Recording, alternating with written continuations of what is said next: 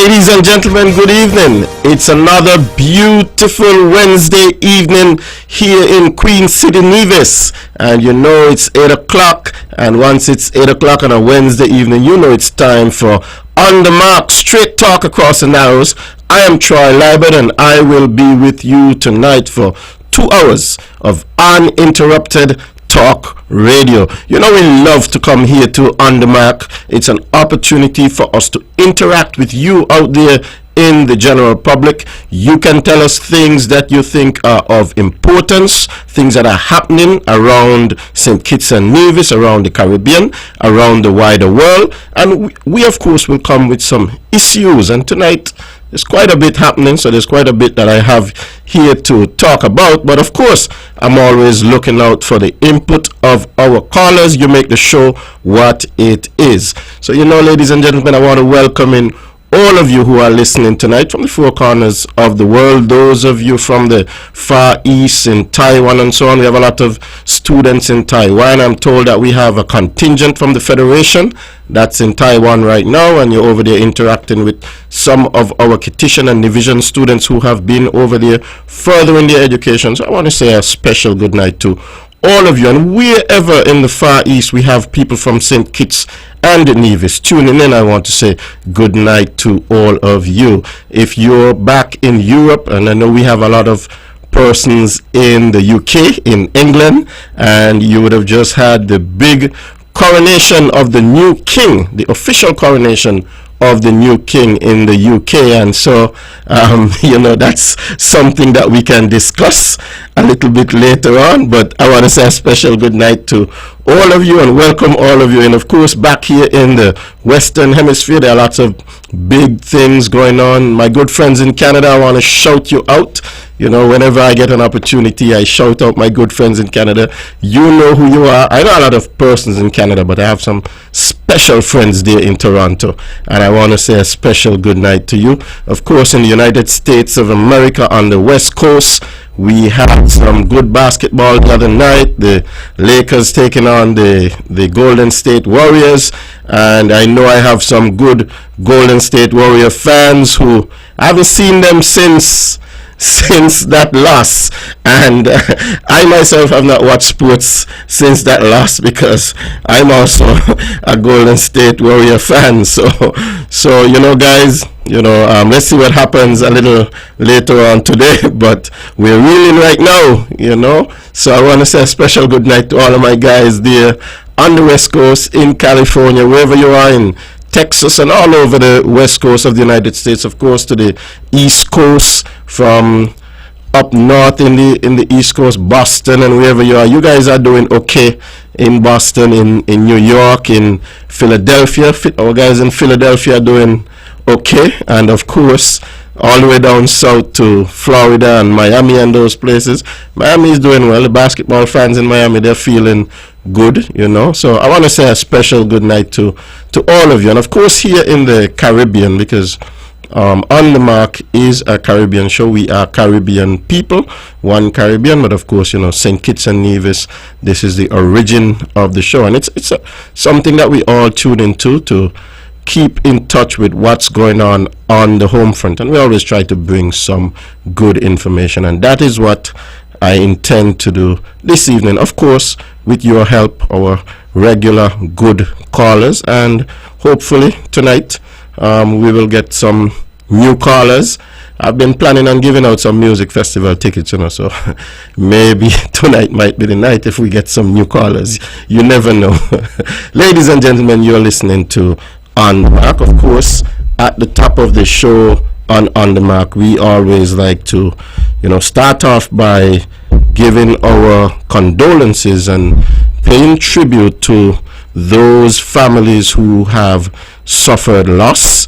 And at the top of the show, I want to send out special condolences to the family of Judith Vanita Walters, known to some as Auntie Vanny. I think Auntie Vanny, or as I would have called her from since I've known myself. Vanny is somebody who is very well known here on Nevis. She was the proprietor of the Hilltop restaurant, and I was born, and for my earliest years I was raised in Pun Hill, and that's where Hilltop is located. And so I've known Vanny all of my life, and so I want to send out condolences to the husband Carlos, to her children, Clive and Lex and Trisha and Nidhi, to her grandchildren, to all of those who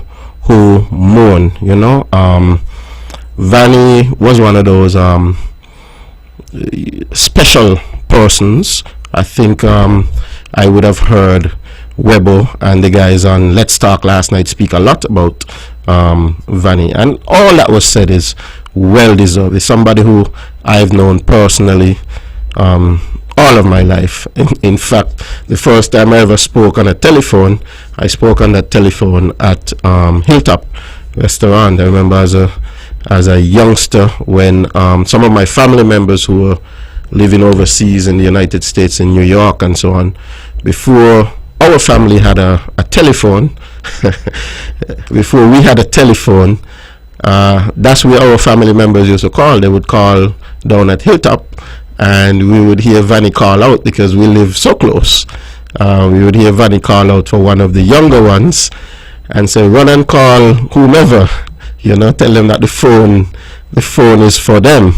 And so we would run up and we would call one of my aunts or my grandmother, or you know, whomever, and they will come down to take that phone call. And sometimes when that phone call ends, you know, my aunt living in the United States or whomever would tell them, I'm going to call back maybe on this day at whatever time. So everybody will come up at that time, and it will be like a little family reunion at that time, waiting for the phone call. But that's how life was in those days, and you know, those were some good days growing up, and Vanny was a big part of that. And I know that she meant a lot to quite a lot of persons. Vanny pretty much knew when everybody's birthday was. If you listen to Van Radio and you listen to the birthday greeting show, every time there's a birthday greeting show, you would see some birthday greetings going out from Vanny to, you know, all kinds of different persons. And she was somebody who was very kind and giving and so on. You could never go by Vanny and she doesn't want to give you something. And you know, that's how it always was, a very genuine person. So we have lost a very kind and genuine Nivision, a great Nivision. She was a businesswoman extraordinaire, and certainly in my young days, the only restaurant I knew was Hilltop, and that's where I used to get the goat water and the burgers and so on, and that's where I still go regularly. So loyalty is important. So again, I want to send out my condolences to the entire family and to the entire Clegot Chickenstone, Pun Hill area. We certainly feel the loss of Vanny. Also,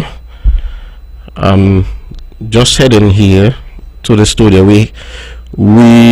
there was a candlelight visual happened just a bit earlier for the loss of Miss Chelsea Hobson.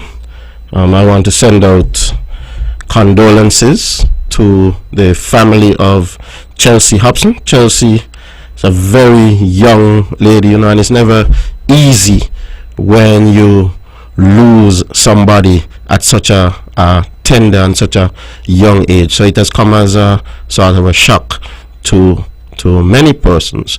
I remember getting a call from I think it was the principal assistant secretary, that she had been hospitalized and that the doctor said that she was not doing so well.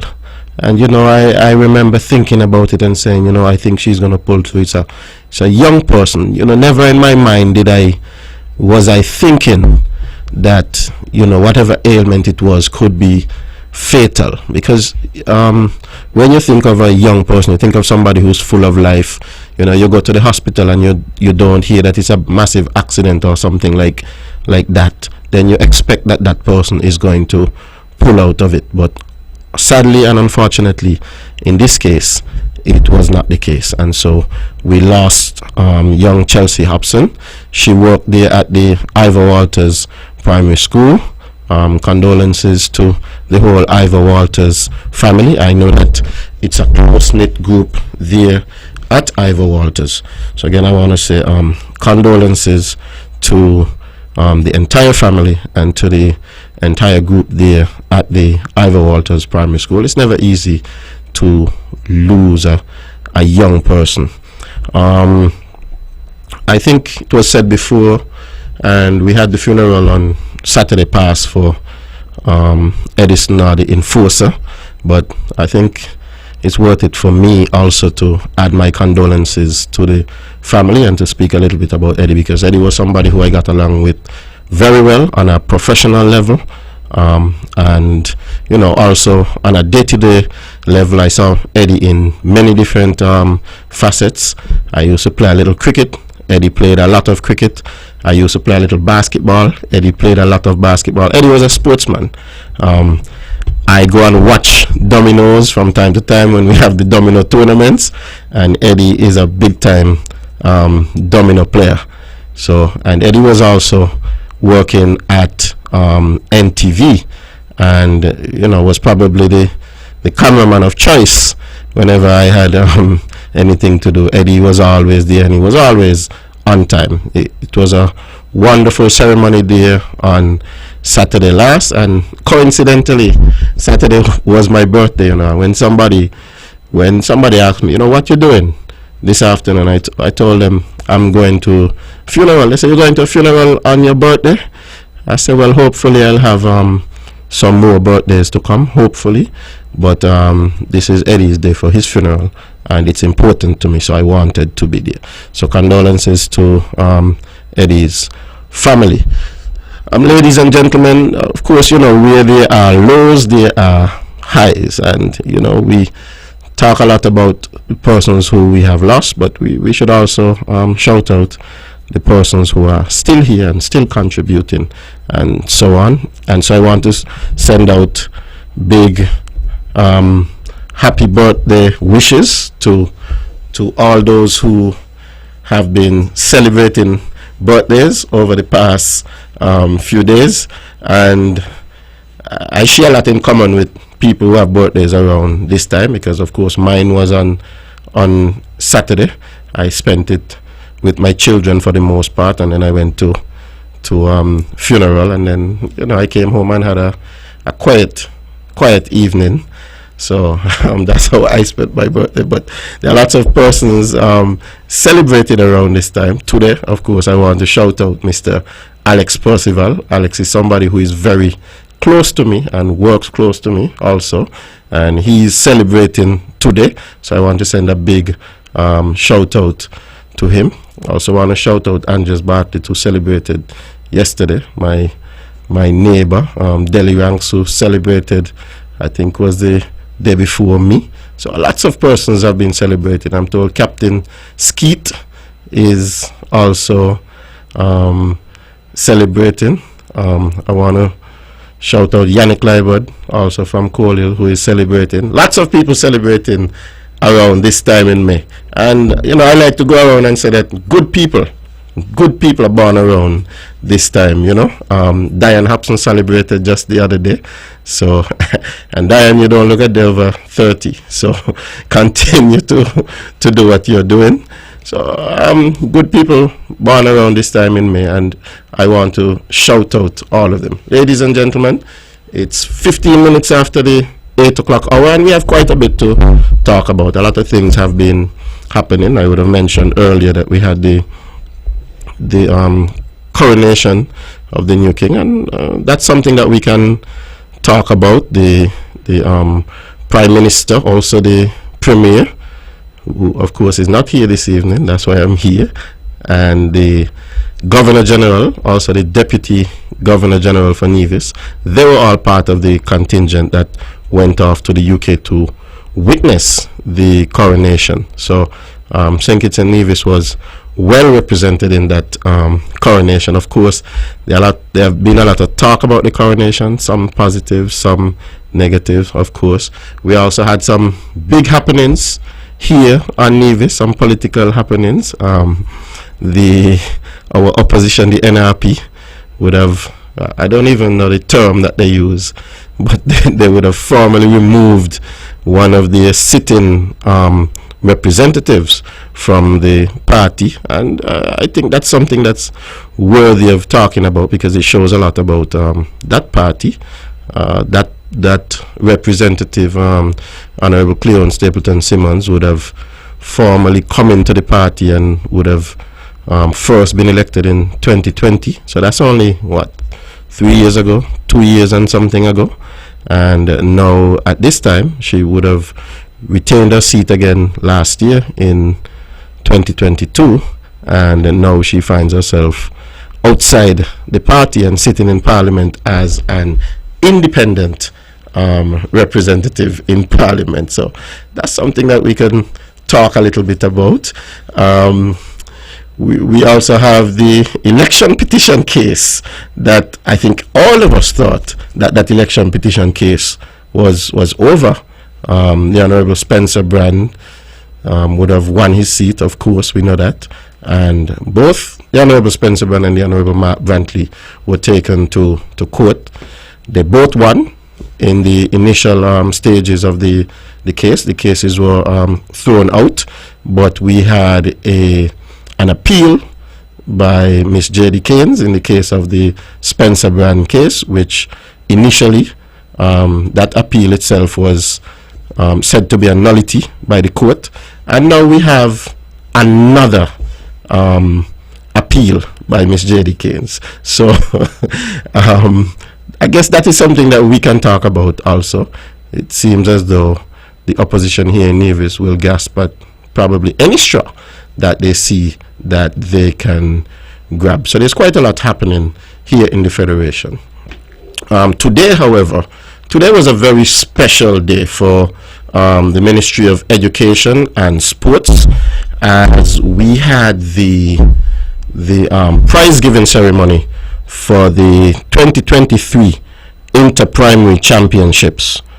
We had the prize giving ceremonies today at 11, and then we had a wonderful fun day for the athletes. So the athletes were treated to the prize giving ceremony. They got all of their medals and their trophies and so on, and then they had a wonderful lunch, the bouncing castles and all of the other kid friendly or child friendly things that they would play with. We had them there at the Mondo track for them, so they had a wonderful time today. Compliments of the Ministry of Education and Sports. I'm trying to pull up the information here so that I can give the general public a little bit of detail on exactly what happened today. Of course, we all know that the Charlestown Primary School, they would have come out on top as the winners of the sports meet. They were followed by the St. Thomas's Primary School, who placed second, and then the Joycean Liburd Primary School would have been third overall in that sports meet. All of these schools would have made a very good account of themselves. Of course, this year was the first year that we implemented the medal count system, or the gold medal count system, as the system that would govern the winners of the sports meet. In the beginning, when we said we were going to move to the medal count, it seemed a bit controversial. Certain persons were meeting me and asking me why we wanted to move to a medal count. Is it because we had ulterior motives? Is it because we wanted to steer the sport in a certain way that it would favor one school over another school? A host of things were being said. And the good thing about us, and the good thing about actually going out there and doing something, is that you let the thing speak for itself. You let the event speak for itself.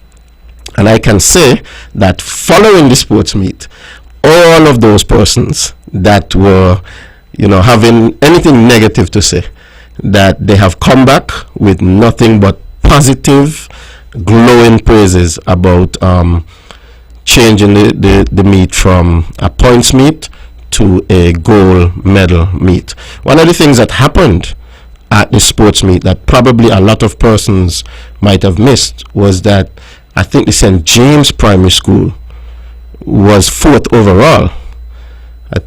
I think that was the case. Somebody could call in and correct me if I'm wrong, but I believe that the St. James Primary School was 4th overall on the medal count.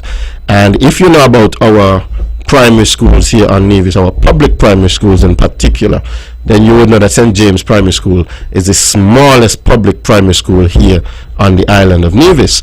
So here we have all of the big schools, or the bigger schools there, and the St. James Primary School was able to come out 4th in the very first year, going for a medal count.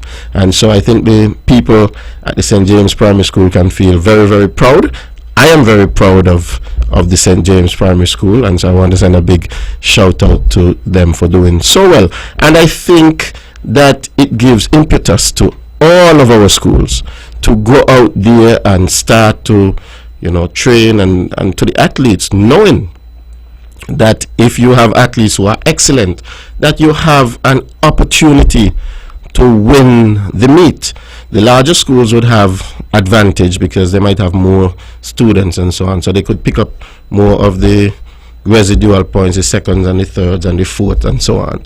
But if the smaller school has a few excellent athletes, then they could pick up more goals, and that could propel a smaller school toward a championship. Not that we are trying to help anybody to win or anything like that, but we think that the gold medal meet, it sort of levels the playing field, and it gives some of the smaller schools what we would call a puncher's chance to win.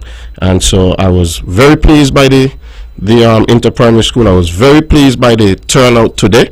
All of the schools were there in their colors. We were at the Mondo track. We had over there well set up. I want to congratulate the good folks at the Department of Education and at the Department of Sports, also the Department of Youth.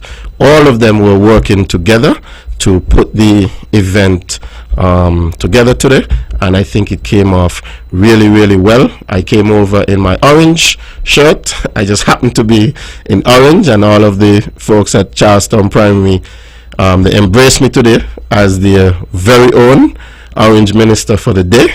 I was happy also to be embraced by them, because they are the winning school, and when people do well, we have to congratulate them and we have to appreciate them. So it was by coincidence, but I was happy to be embraced by Charlestown Primary School this morning as they celebrated getting their trophies. And I will tell you, the trophies are large trophies. The winning trophy, I think, is about 5 feet tall. I saw the students taking the trophy, and the trophy was taller than them. So I want to congratulate all of them. Let me make special mention of our class champions, and I hope I don't butcher any of these names. For the kindergarten, in the male category, we had Nathaniel Stevens, and oh boy, I think Nathaniel Stevens is of Charlestown Primary School. For the female, we had Shoshana Earl, also of Charlestown Primary School. For grade 1, we had, for the male, we had Amaren Archibald of the St. Thomas's Primary School. For the class champion female, we had Sayani Taylor of the Charlestown Primary School. For the grade 2 class champion male, we had Tazil Kozia of the St. Thomas's Primary School. For the grade 2 female, we had Adira Wallace of the Joycelyn Liburd Primary School. For grade 3 class champion male, we had Zakeem Bailey of the Charlestown Primary School.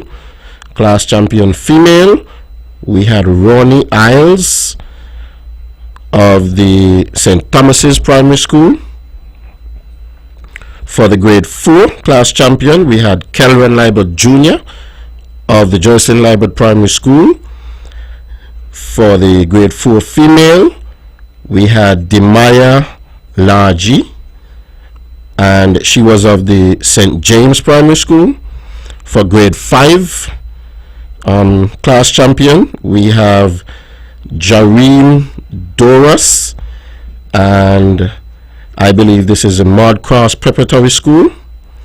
For grade 5 female, we had Janaya McNeil of the Charlestown Primary School. For the grade 6 male, we have Elijah Clark of the St. Thomas's Primary School.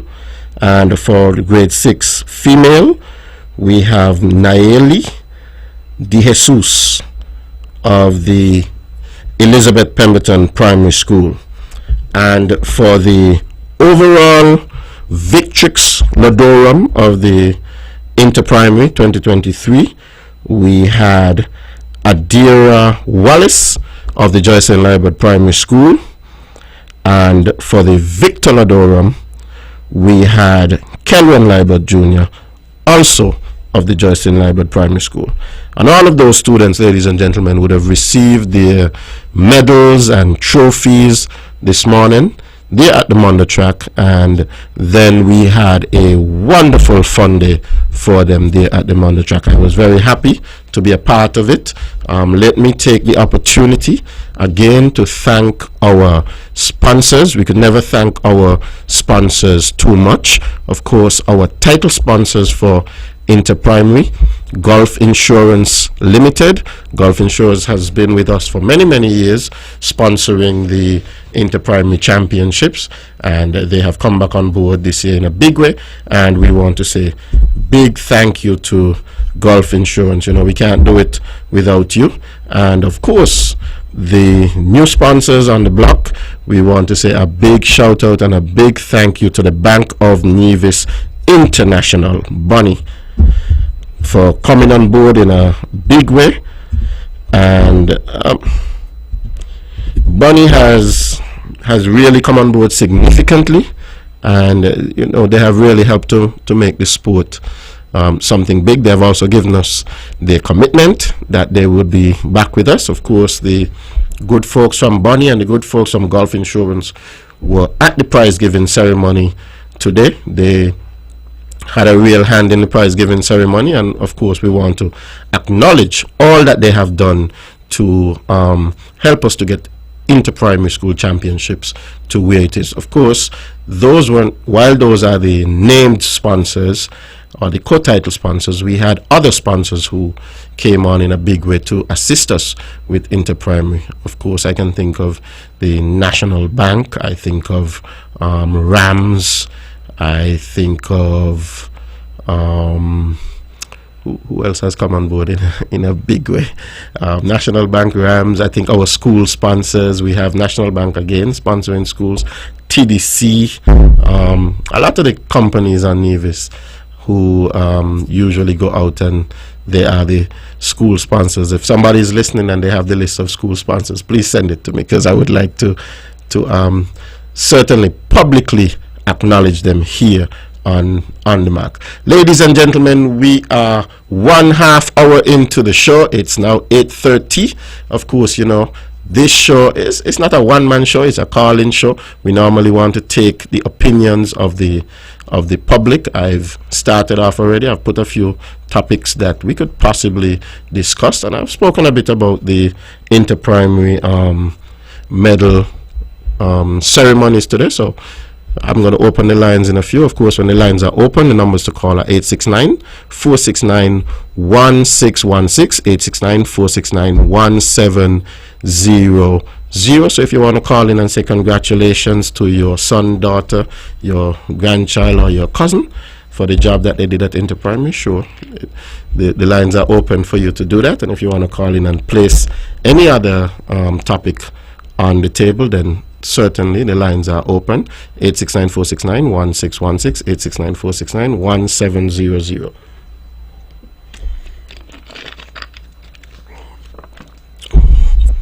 Okay, so in the meantime and between time, until we get our first call, I want to open the conversation a bit about the coronation of the new head of state. Of course, living here in St. Kitts and Nevis, our head of state is the monarch that sits in England, or that sits in the UK. And so for many years, when we pledge our allegiance, persons like me who are members of the parliament, we have to swear an oath. In my case, I would affirm an oath, and the allegiance would be to the monarch and his heirs and successors. And so for many, many years, we have pledged our allegiance to the Queen, and the monarch had been Queen Elizabeth II. But as of last year, September, on the 8th of September last year, the reigning monarch would have passed away, and that means that the throne automatically went to her heir apparent and her oldest child, her son, who was then the Prince of Wales, Prince Charles, and who is now His Majesty King Charles III. And he would have officially ascended the crown on September the 8th of 2022, and Queen Elizabeth before him would have reigned for some 70 years. That's a long time. Let me be a little exact. 70 years, 214 days. That's longer than most of us would have been around. And so I think in most of our lifetimes, we would have only known one sovereign, and we would have only heard the English national anthem played in the style "God Save the Queen." For those in St. Kitts and Nevis who would have been around before independence in 1983, you would know that our national anthem at that time, if I'm correct, was "God Save the Queen." Okay, and we only first heard "O Land of Beauty" in 1983 when we became independent. So for those who were born in prior to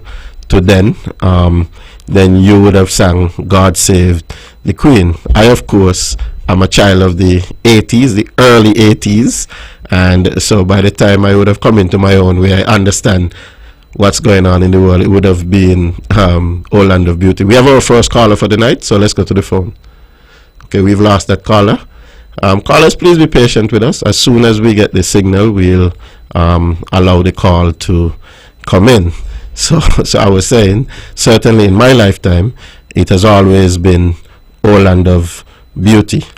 But the Governor General, also the Deputy Governor General, the Prime Minister of the Federation, Dr. Joe, the Premier of Nevis, Honorable Mark Bantley, and of course the Minister of Foreign Affairs and former Prime Minister, the Right Honorable Dr. Denzil Douglas, they would have all traveled to the UK to be part of the official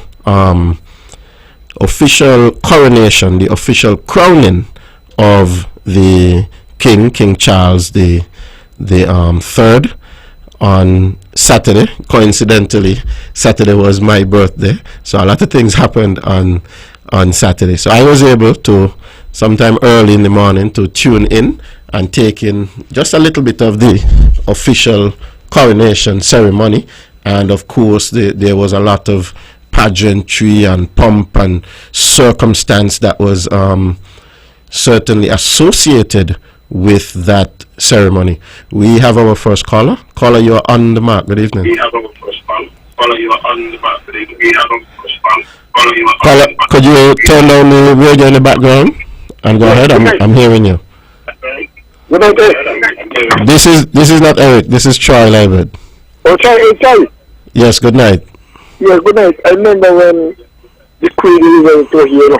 Oh. 1982. I saw her in town. Okay, that's very good. Yeah, here, Philip.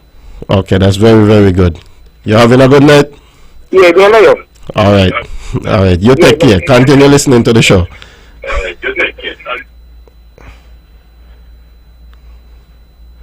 So I was saying that the ceremony was marked with a lot of pomp and circumstance, of course, and listening to the coverage, I think I took in some of the coverage on the BBC. The BBC, of course, is an English news agency, and they all spoke highly about the royal family. Of course, at the walking in, the king came in and he was followed by his queen consort, Queen Camilla, and then followed by the heir apparent, Prince Williams, and his wife, and then others of the royals came in.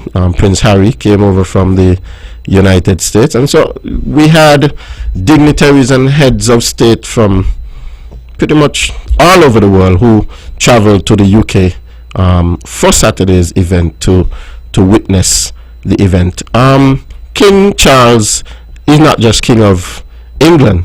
King Charles is King of England and 14 other what you call Commonwealth realms. So in all, he's king of 15 Commonwealth realms. These Commonwealth realms are Antigua and Barbuda, Australia, the Bahamas, Belize, Canada, Grenada, Jamaica, New Zealand, Papua New Guinea, St. Lucia, St. Vincent and the Grenadines, the Solomon Islands, Tuvalu, and St. Kitts and Nevis. So those are the realms that the king is the head of state for. So St. Kitts and Nevis remains a part of the Commonwealth realms. Commonwealth realms is not to be mistaken for the Commonwealth itself, which is the Commonwealth is a conglomeration of I think it's 56 independent states. 56 independent states. Most of them used to be part of the British Empire. Most of them are former colonies of the British Empire, and they would have gained their independence, and some of them would have become republics. So they would have become republics, but they remain a part of the Commonwealth. So for instance, we had Barbados, who up to last year was one of the Commonwealth realms, but then Barbados took the decision to become a republic.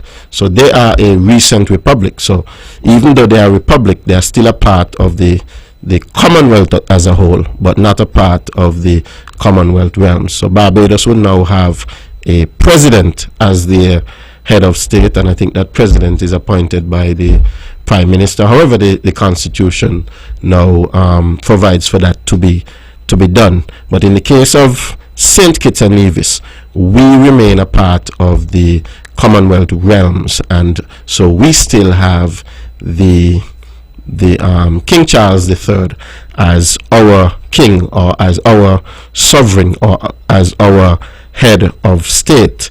Notwithstanding that, Prime Minister Ju, who was there at the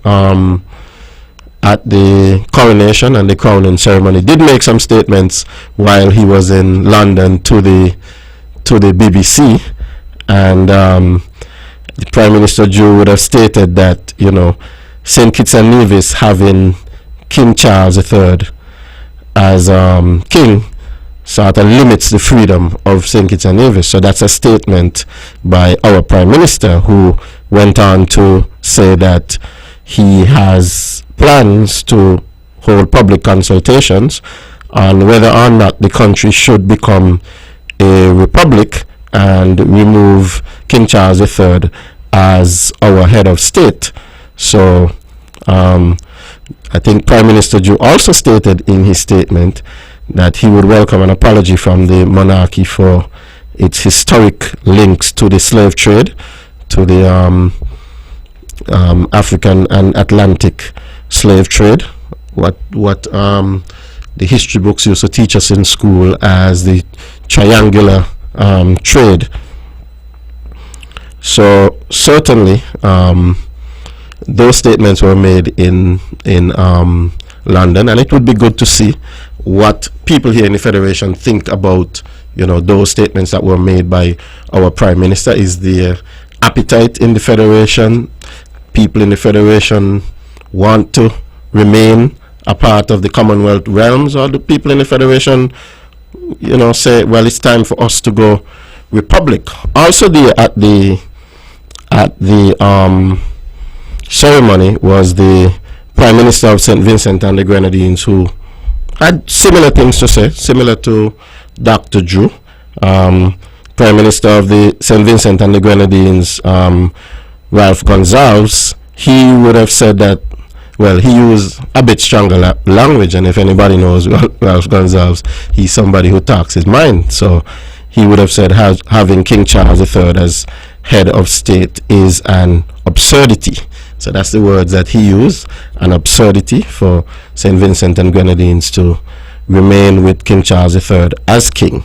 And, you know, he went on to say that he would like to see in his lifetime, certainly, that St. Vincent and Grenadines is severed from the monarchy, severed from having the British sovereign as head of state.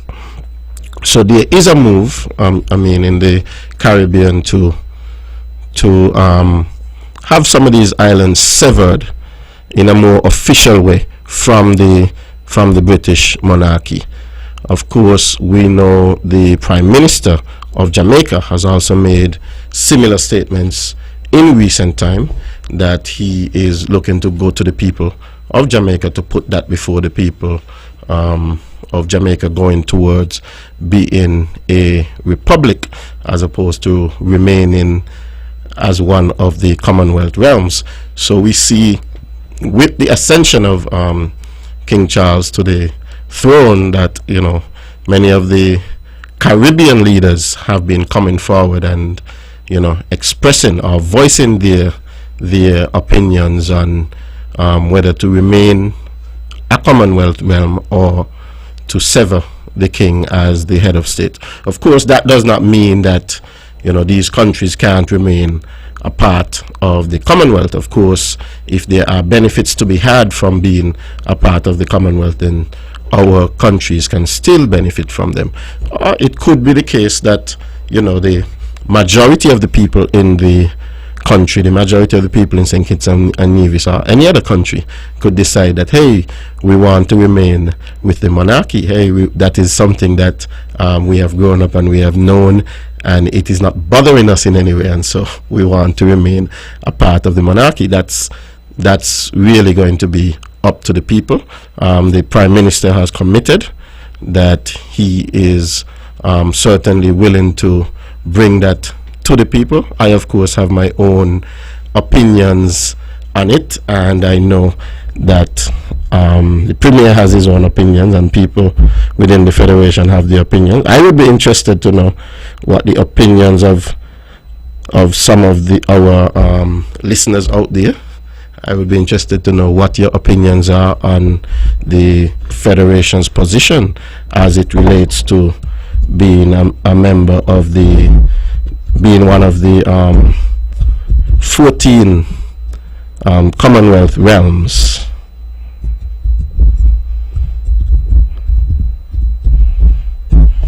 So I would definitely be interested in finding that out. And so it's certainly something that we can talk about. St. Kitts and Nevis, of course, has had a very long history. A very long history with the British Crown, and this would have started way back when, you know. These, if you studied your history or you learned your history when you were going to school, then the history teachers would have taught you about people like Thomas Warner, and so on, and people like Anthony Hilton and so on. If you if you follow the history.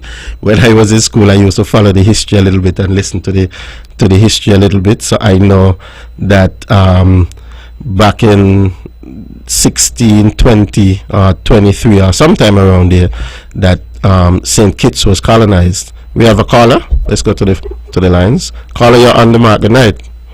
Hello. Yes, good night. Yes, good night. Yes, go ahead. Radio down and everything. Yes, sir.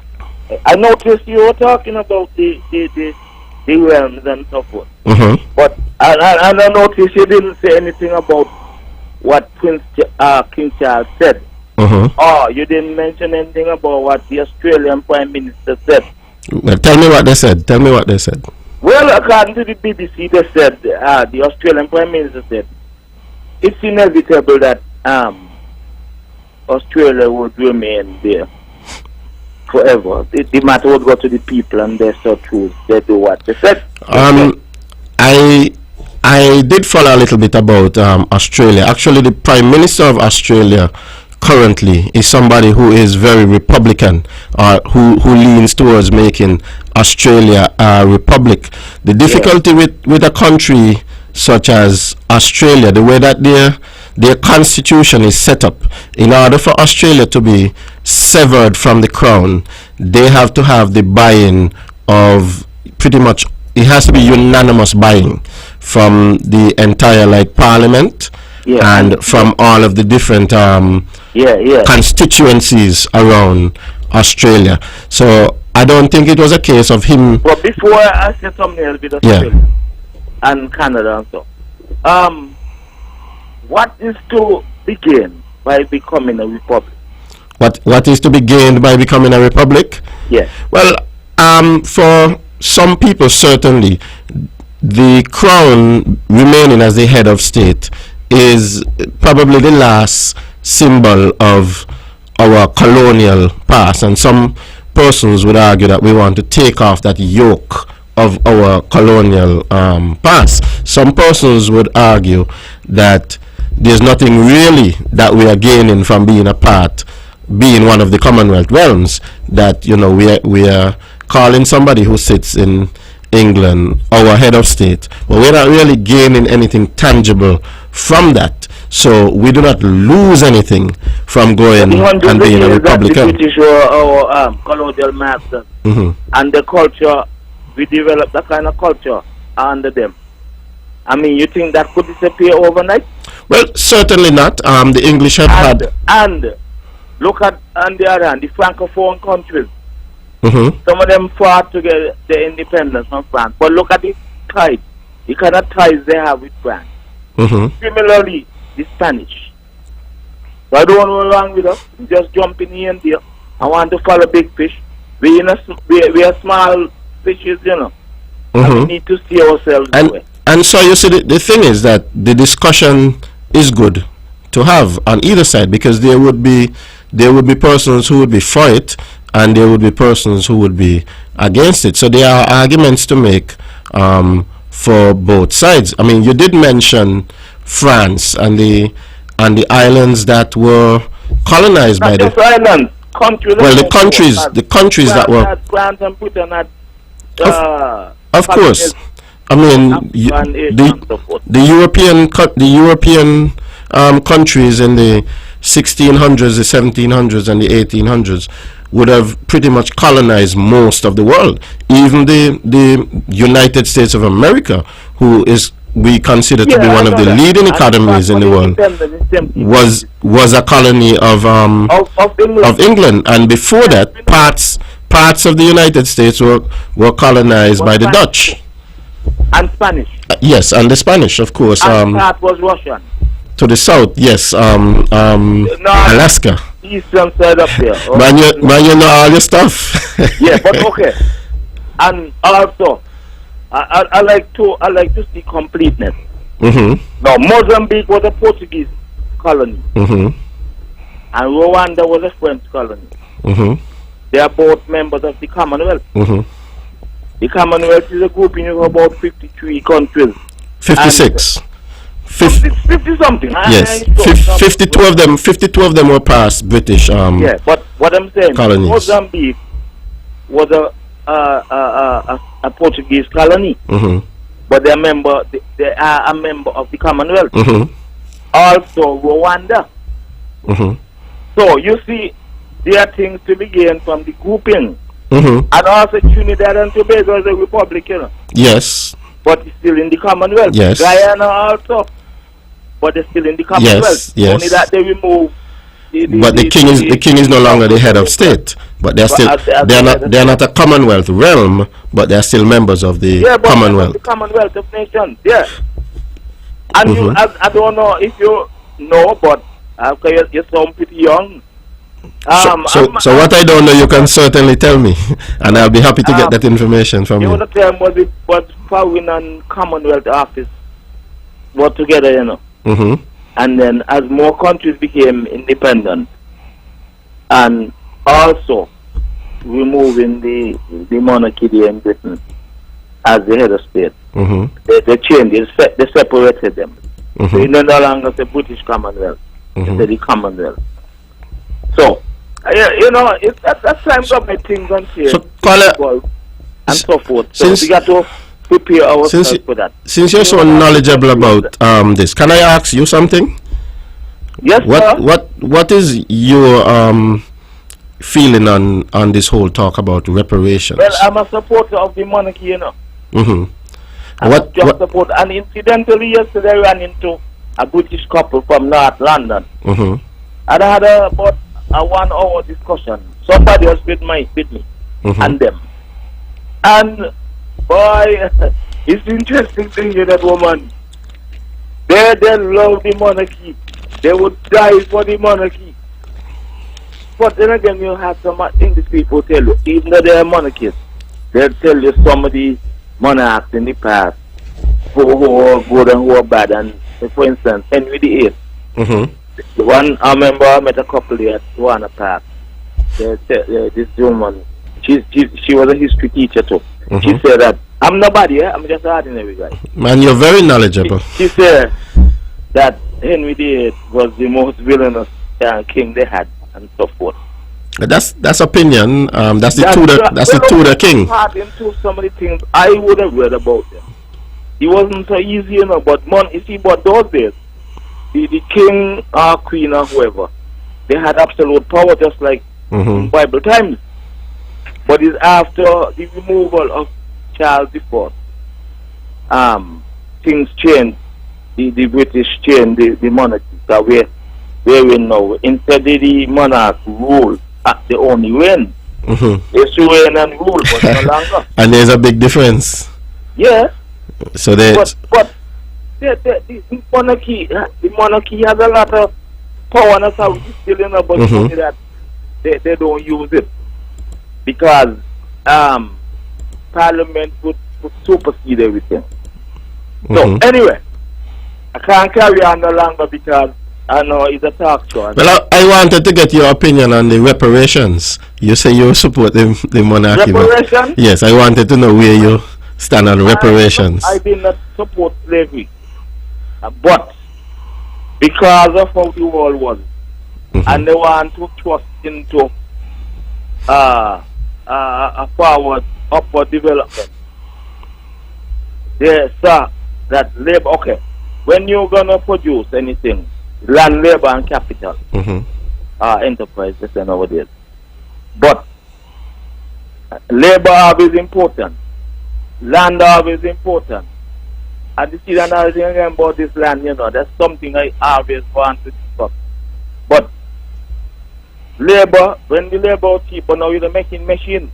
Machines to do a lot of things and replace manpower. So in those days, the African slaves were the machines? Well, yeah, well, there was the labor, the machine and become the labor. But, you know, it's arguable, but you can't discuss this in a program like that. You'll have this is exactly the forum to discuss something like that. 1 hour out there for it. Well, we have time, you know. I mean, I have until 10 o'clock tonight. And certainly, I mean, I know other persons would want to call in to discuss the same thing. Because I raised the question here a few years ago, and I get a lot of backlash. But I am glad up to today, I heard even some big shot saying something like what I was saying, and I was castigated. Which is what? That is, we have to change the way we build houses. If we want to continue to build houses, we got to change the way. We need to do like in Europe. Go up. Some people ain't want to own a house, but they want to live in a decent house.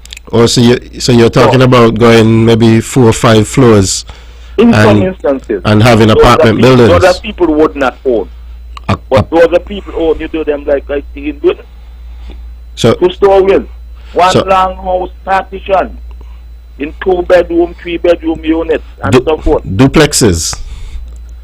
No, they call them, but they call them in Britain. Not necessarily duplexes. In the US, they call them duplexes. Well, they got different types in the US too. But and then in England, poor people don't buy land. Government don't sell land to poor people. And that's what they should do here. And it was like I was expecting you think it. The most of the land owned by the government. And the government allowing farmers to control them. So what you think should happen to the land if the poor people should not be allowed to buy the land? People should get a house, not a land.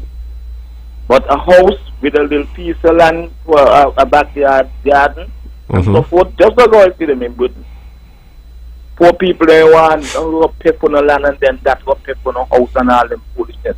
If somebody bequeath something to you, that's a different issue. So you shouldn't be selling the land to poor people. So you're saying that it would bring the cost down if poor people do not have to buy the land. In Holland and all them places, it's the same thing they do.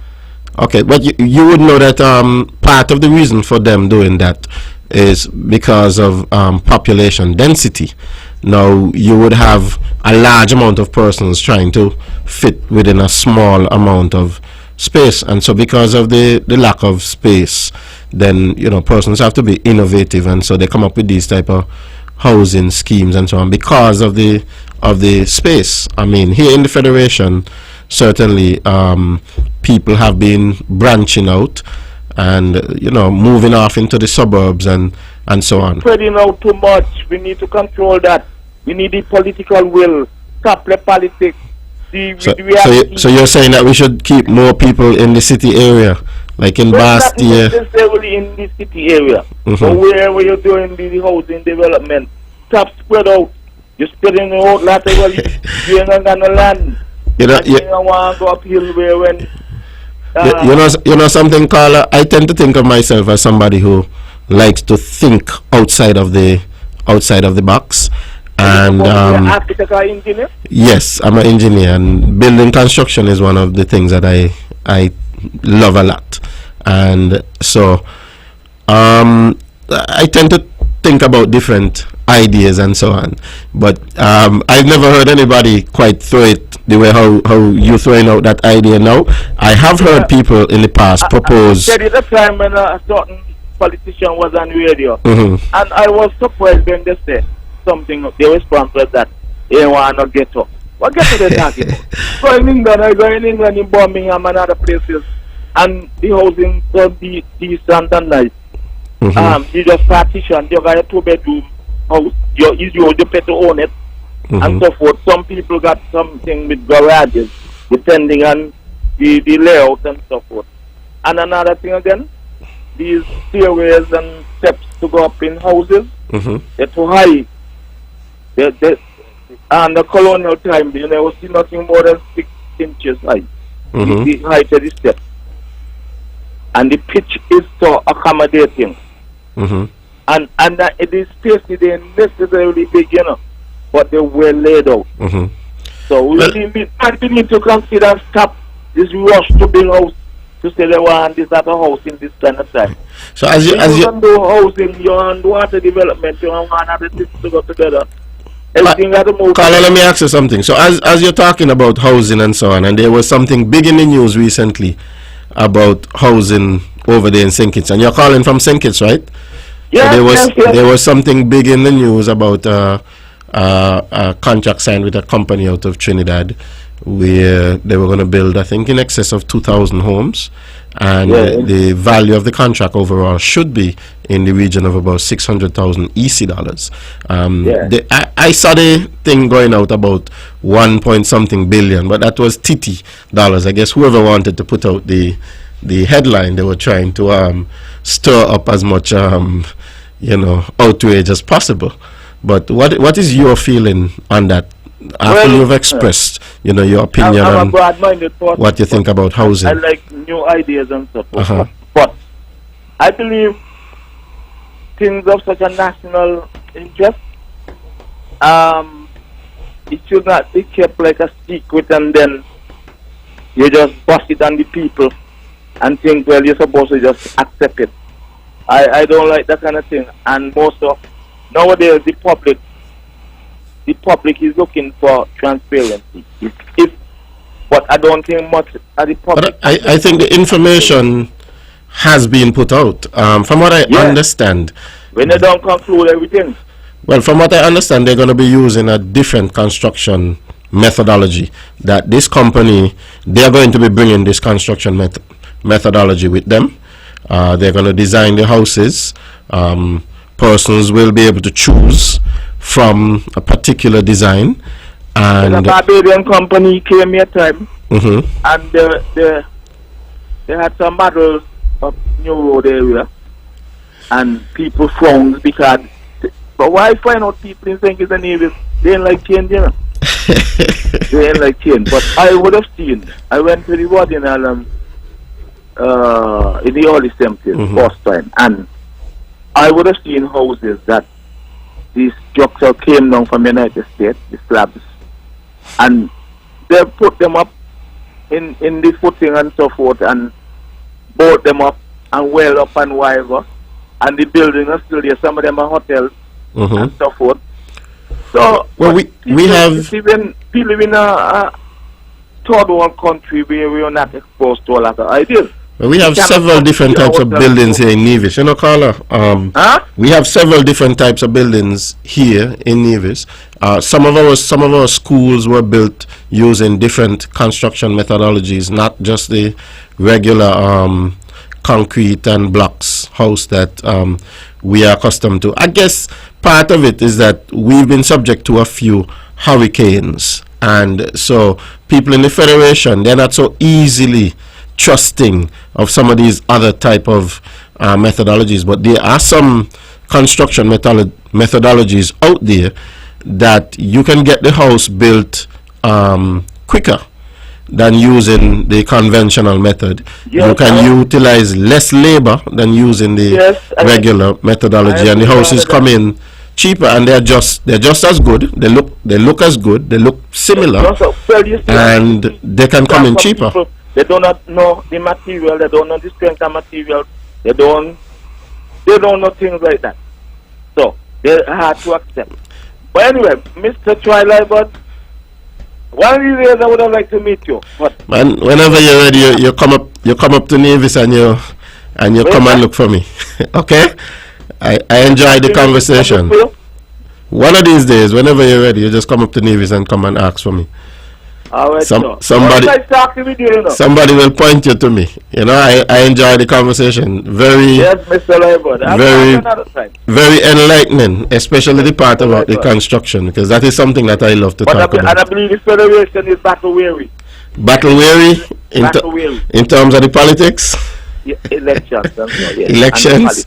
Well, a healthy elections, a healthy political, system is always good for the country. You keep the leaders on their toes, keep the politicians on our toes, and so we got to go out there and work for the people, because that is what it is about.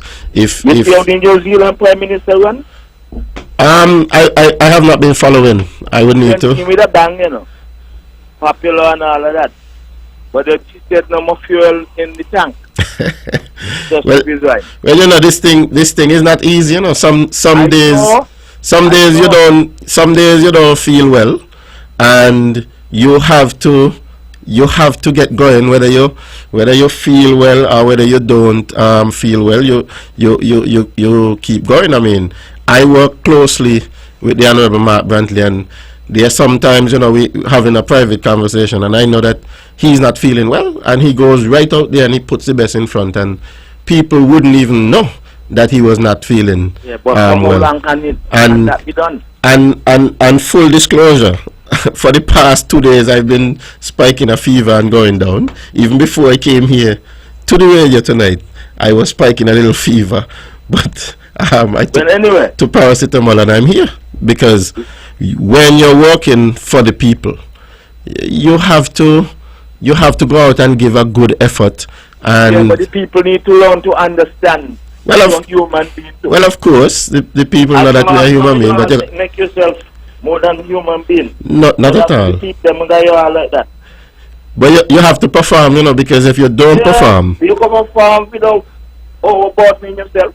That is true. You're only human, you are, That is true, but we try not to overburden ourselves. You could get burned out at a young age. Very true. Anyway, Mr. Liburd, you have a good night. You too, sir. I appreciate it. I'm going to get some hammering from a few persons, but it doesn't matter to me. Well, opinions are opinions, and opinions are very important. Before we go, we need to learn a lot from Singapore.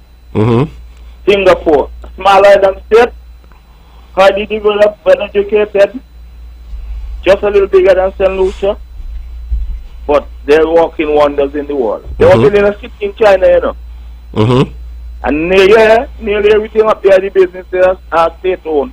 Okay. Yeah, but I'd like to meet you one day. You have a good evening. Caller, when you're ready. This was very refreshing. It's always good to get different perspectives, and when you get different perspectives, you can certainly learn a lot once you have an open mind. I'm always somebody who is open-minded. All right, caller, you have a wonderful night. All right, sir. All right, ladies and gentlemen, you're listening to On the Mark. We are coming up to 10 minutes after the 9 o'clock hour. The lines are open. The numbers to call: 869-469-1616, 869-469-1700. The phones were not really ringing off, so I gave that caller a little longer than the usual time that we would. Of course, I'm here waiting to get your calls, but that caller would have put several important things on the table, and certainly I would like to give some reaction to those. I'm getting some text messages about people who said that they wanted to call in.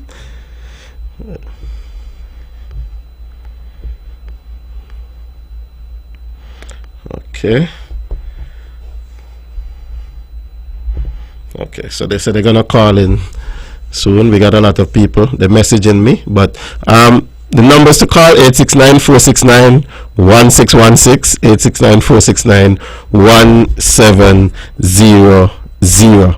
So I want to go back to talk a little bit about the Commonwealth realms, and this whole thing about the coronation of the king and the fact that he remains head of state. The caller did speak about Australia and Canada, which are two of the Commonwealth realms, and I think their situation is peculiar because the way how the constitution is set up in both of those countries, you have to have some buy-in, you have to have some public buy-in, you have to have unanimous buy-in from the parliament, both the lower house and the upper house. You have to have unanimous buy-in that everybody wants to leave the Commonwealth. I think for us in these smaller islands, it's a bit easier, where I think we do some sort of referendum, or I'll get the information from the constitution, but it's a much simpler process for us. Of course, it's not a simple thing, replacing a head of state. We have been with the crown from the start of St. Kitts and Nevis as a country. Of course, prior to us becoming an independent country, we were a colony of England. We have a caller. Caller, you're on the mark. Good evening. Yeah, on the mark. Yes, good night. I speak to Mr. Liburd. Yes, speaking. Hey, Mr. Liburd. Yes, you're on the air. Everyone is speaking about governing themselves and want a republic. Anybody ever think about a proper military army to protect the Caribbean if there's a war to break out close by? Who's going to save Thinkers Nevis? Which side are you going to be on? That's a good question, so caller. Thinking about protection, everybody just wants to be that and be that and be that. Mr. Liburd, it doesn't really make sense be anything at all. Caller, that's a good question. It does give some perspective. Education and try to have a superpower on your side. But I mean, superpower you could be part of. Replacing the king as head of state does not mean. Leave it like that because the king is going to protect Thinkers Nevis. If you go away, you don't want the king. But who think is going to bring in any major superpower protecting? Well, how are we certain that the king is going to protect Thinkers and Nevis? It will, because it's still British. You're still taking the language. But we are not British. We are an independent country. Independent just by name, not really for true. But no, we are independent. We have our own budget. But Mr. Liburd, listen to me. Yes, scholar. Anyone could be independent, but you still have to depend on 65% of what you on outside. You don't independent. No. How we depend on 65% from because outside? You have nothing to put up. Where you have to pawn. We of course get a lot of foreign trade. Mr. Liburd, the word independent means fully in control of yourself. That you have to import 1,000 different items. Caller, I think let's tone it down like 2 notches, because we have so many other countries that are independent, but those countries depend on other countries to trade for certain necessities that they do not have. Even some of the largest countries. If we look at trade, let's get the trade system out the way. Let's cover that. I'm agreeing on your side with the trade. If anything should happen major around the world, who are you going to depend on to protect you? Well, Carla, when anything happens major to us, we have to depend on ourselves. Sometimes we go out and we get a little bit of aid. When we have hurricanes, and so on, we get some aid and so on. But that's also part of independence. But how? That's okay. If us leaving the let somebody else continue what I'm trying to tell you. Okay? You ain't see what I'm trying to tell you. Carl, I'm listening to you. I see what you're trying to tell me, but I have a differing opinion. Away from the king or whatever doesn't really create anything major. Let me ask a question. Yeah, right. How is remaining as one of the Commonwealth realms where we acknowledge the king as our king? How is that helping us? Problem. That's the first thing. Our currency? You will have to get your own currency. But we have the EC dollar. Yeah, but the EC dollar would no longer be part of anything if everybody is supposed to be republic. No, not at all. The EC dollar has no relation to the British pound, But you still have the king and the queen. No. As a matter of fact, yes, we do have the queen's head on the EC dollar, but the EC dollar currency. It's not just the dollar for St. Kitts and Nevis, It's an OACS. It's an OACS dollar. Yeah. And one of the peculiar things about the EC dollar, I don't know if you're aware, but for many, many years, the EC dollar has been tied to the US dollar, That is why. In many ways, if you be Republican, that is why for many years. If you're old enough, you would know that the US dollar used to be, I think it was $2.50. But once you come with public, them thing doesn't change. That does not change. I'm telling you. If you try to say. So if we become a republic, somebody else call in and give their view on it. But I know once you become a republic, you will definitely, your currency become totally different. Okay, Carla, that's your opinion. But I am hopeful that perhaps as the discussion goes on, and I'm not saying, Carla, don't get me wrong, I am not out here promoting Republic, and I am not saying that Troy Liburd is supporting Republic or is not supporting Republic. I'm not giving an opinion one way or the other. I am simply saying that it is something that is worth talking about. The Prime Minister of the Federation would have raised the matter in England and the BBC, so he has now put that out there in the public forum to talk about. And so if the Prime Minister of the Federation has raised it as an issue, then it has to be an issue.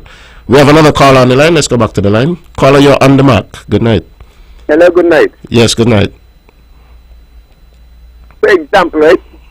Dominico is still a part of the OECD and the Commonwealth. He uses the EC dollar. So then the argument is null and void. What I really call in to speak about, I only refer to that last caller because of what he was saying. For example, right? Pre-fabric houses was built on St. before. The caller could have been the caller before this last caller spoke to houses that was built in St. Peter's area. I'll tell you something that will bust your head now.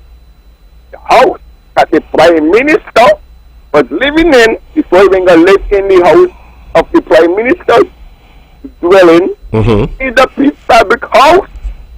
It was built on the former Labour administration. Well, you see, I was not aware of that. Hello? Yes, I was not aware of that. Something is not going right. I want to believe when Boy Stefan was speaking, he was looking for some assistance. Sam Condom also speak to it. But he was part of the Labour administration. I want to believe because I living up on the mountain range above them said houses since 1985. Before those houses was built up your skin. So I know I'm speaking of since 1985. So something ain't going right. Because I'll tell you something, right? The houses that were being built before, prefabricated houses that was built before, they does not have no concrete roof on them. So something else got to be done to the houses that they're going to build. Because you must have steel from the foundation coming right up. Those houses that was built before, they had no steel coming right up. That's like a short piece of steel and some slabs just come and put in windows done form in those slabs and then the man was coming a kind of trowel.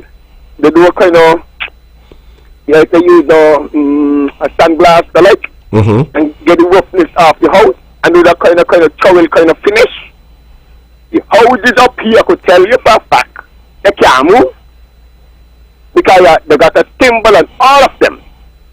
The very first house on your left hand side, when you take it right, coming up St. Peter's by the Anglican Church, all of them have a symbol on them. Something like a cross and a round ball in the center. All of them, there's like a slogan on top of them, like who? I can't recall who it was. It could have been a Barbados company that built those houses. So the contractors on St. Kitts, they know how to build these houses. Well, speaking of, caller, I don't know if that system. I might not have said who I am. I don't know if that system is the same system that is going to be employed by. I know. Speaking of, and tell you something also. I'm going further. The very first house on your left hand side coming down, it might have been a raffle for the person to get a free house properly, all the fridge and everything, but in that house. When I ask you, I'm telling you, I have all eyesight and memory of everything. I know what took place. These prefab, I can't understand. No Chinese supposed to come, Sankis come to know. That's when Sankis and English people could do it. Because I'm telling you, if they put concrete house, they put concrete on the roof, the bone of the house going up, you must get steel coming from the foundation to support, because you put concrete on the top. It's going to be heavier than the circumference of the house. The center of the house must get something called columns, with steel coming up. So they have to have a support base from the foundation. So then we got, and nobody shows how they start from foundation upwards. So then we ain't see the whole thing. And then the land, they say, NHC own the land. If NHC own the land, St. people don't pay for the land. I don't see no reason why St. people can stand up and say, not on the land. We pay for it, not on the land. So caller, what you're suggesting is that the work should go to... Yes, caller, what you're suggesting is that the work should go to local contractors? May I hear you clearly, though? I'm asking if you're suggesting that the work should go to the local contractors. We could have proper conversation. Yes, I'm asking if you're suggesting that the work should go to local contractors, and you're not pleased by the fact that an overall contractor has been contracted from Trinidad. Probably not, because the locals, we had experience in building these houses already. Well, you know, caller, based on what I was... listen to me. You tell me you use the same formula that what they use to build the houses next to the Seventh-day Adventist Church. I could understand, because then they have steel coming from the foundation upwards. Then they have a kind of iron farm instead of the plywood farm to build up the outside to pour the concrete in. And you have this steel in the inside on both sides of the farms. So that reinforcement concrete going upwards and the steel going up, and then you have the up for the top for the concrete roofing, because you have to have reinforcement on the top. You cannot have the top heavier than the bottom, because the house can fall in, the roof can fall in. Carla, I think the persons who are coming with the system, that you know that they are professionals and that they would have may want to think, but over there on St. Kitts you have the planning and the building board and so on. Who would... I tell you something, right? Yes. That's what you said just now, right? How come we pay Marriott to salinate water in St. Kitts? And we had a man who went to the Caribbean to dig well, and we know buying water from Marriott, desalinating water. Well, Carla, you know, what I will say is that certainly when it comes to water, the Federation has been developing at a rapid pace. Because I reached up near it 1985. We have a brand new truck to dig well, and after near it the water. J.P. was hired by the NIA to dig well and near it. Yes, I went on the whole Caribbean. I knew Mr. Penny very, very well. You know, I knew Mr. Penny very well, and we worked together for some time. So, you know, he was definitely somebody who was very knowledgeable. Caller. Ladies and gentlemen, you're listening to On The Mark. The lines remain open. It's 25 minutes after the 9 o'clock hour. We're having quite the discussion here this evening. Lines are open. Numbers to call: 869-469-1616, 869-469-1700. In terms of that whole issue with the NHC over there on St. Kitts and the whole uproar about the proposed contract with the Trinidadian company, my understanding of it from just reading what's been put out in the media is that they will be provided with the lands upon which the homes will be built, and the company will bring the financing with them from Trinidad. They will build the homes. They have, I think they would have their different designs that they would put up, similar to what we do here in Nevis and similar to what NHC has done in St. Kitts. They would put up whatever designs, and people will choose their designs. It's a different construction methodology. It's not going to be using the blocks and steel and concrete that we use. They will be using concrete, but it's going to be a sort of formed concrete type of thing. People will get their house, they will get a refrigerator and whatever, and they have advertised their pricing.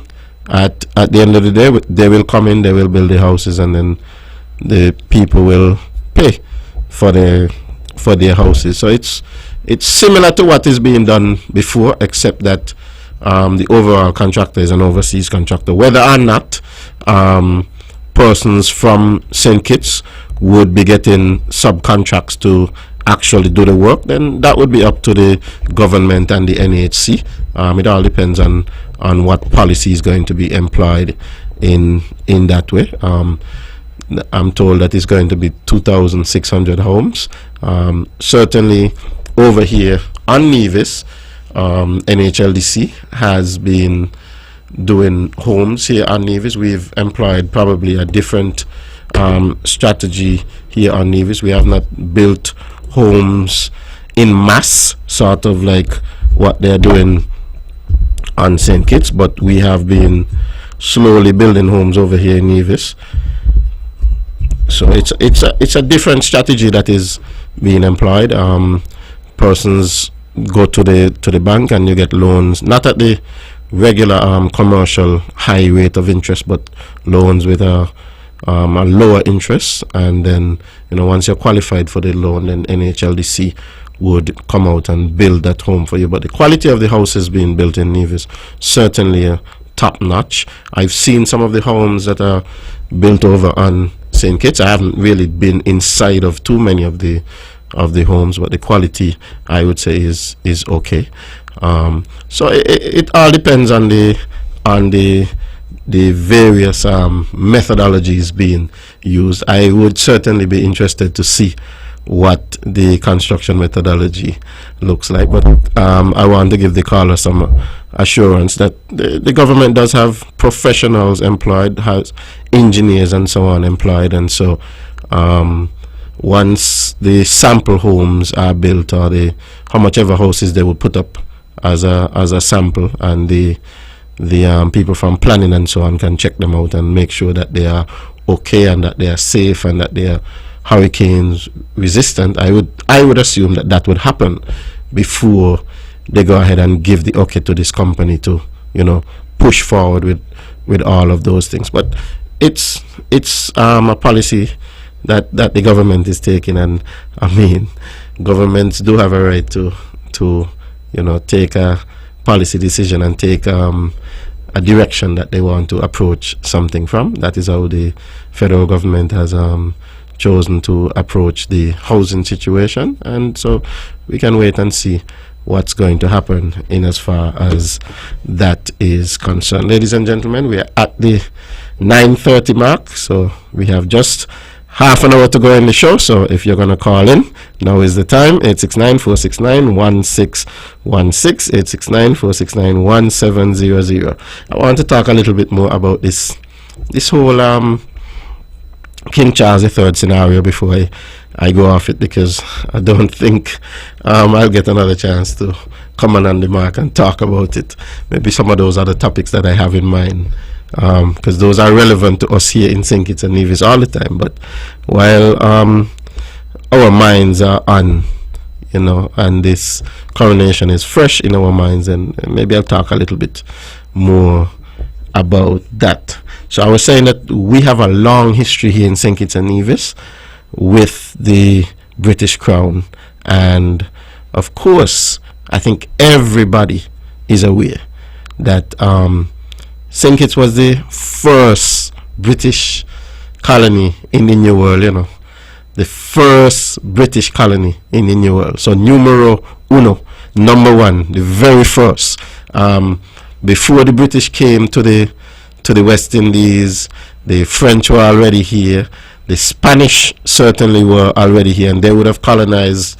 The Spanish would have colonized South America and Central America and some of the bigger islands, islands such as Cuba and Hispaniola, which is now Dominican Republic, and Haiti. Haiti, as we know, is French, but prior to the French coming to Haiti, the entire island was colonized by the Spanish. We had the Spanish in Puerto Rico, so most of the larger islands were already colonized by the Spanish. And of course we know that the Portuguese also, that they were in the Caribbean before. But in terms of a British colony, St. Kitts was the first British colony. And St. Kitts, we have a call? Okay, let's go back to the lines. Caller, you're on the mark. Good night. Hello? Caller, you're on the mark. Good night. Oh, we've lost that. We've lost that caller. Callers, when you're calling, if you're listening via YouTube or one of those internet devices, your stream would probably be lagging by a second or two. So once you would have called in, you could turn down the device that you're listening to and actually listen to the phone. That way you can catch us in live time, because I know if you're watching it via the internet that you're going to hear a delayed so you can't listen today, you have to listen through the phone. So do call back in. The numbers to call 869-469-1616, 869-469-1700. So I was saying that St. Kitts was the very first colony, and St. Kitts was colonized by Sir Thomas Warner, and Thomas Warner and a gentleman by the name of Ralph Merrifield. They were given a charter by the king, which was King James at the time, to go out and colonize the Leeward Islands. The British said, while the Dutch and the Spanish and so on fighting with the big islands, that we're going to go and sneak into the Caribbean and we're going to try to colonize some of the smaller islands. So they came to St. Kitts at first, and of course we know that St. Kitts was originally seen by Columbus on his second voyage in 1493, and I think it was St. Christopher, he called it, and Nevis was also seen on that voyage, and Nevis was named St. Martin originally. We have a caller. Caller, you're on the mark. Good night. We've lost that caller.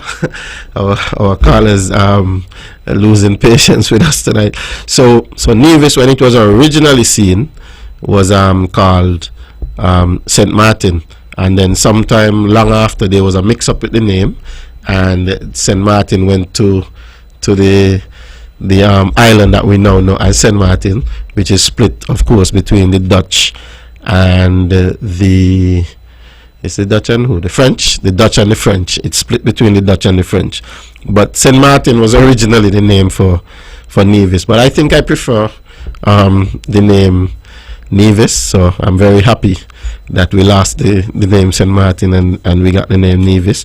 And of course, while St. Kitts was officially colonized by the British in I think it was 1623 or something like that, Nevis didn't get colonized until some years after, in 1628. However, for many years, St. Kitts was not just an English colony. St. Kitts housed both the English and the French. Let's go back to the lines. We have a caller. Caller, you're on the mark. Good night. Hello, good night. How are you? I'm doing okay, and how are you? I am good also. I have a question for you. Sure. What is your view on the recent statement about removing the new king as the Federation head of state, and how do you feel about reparations?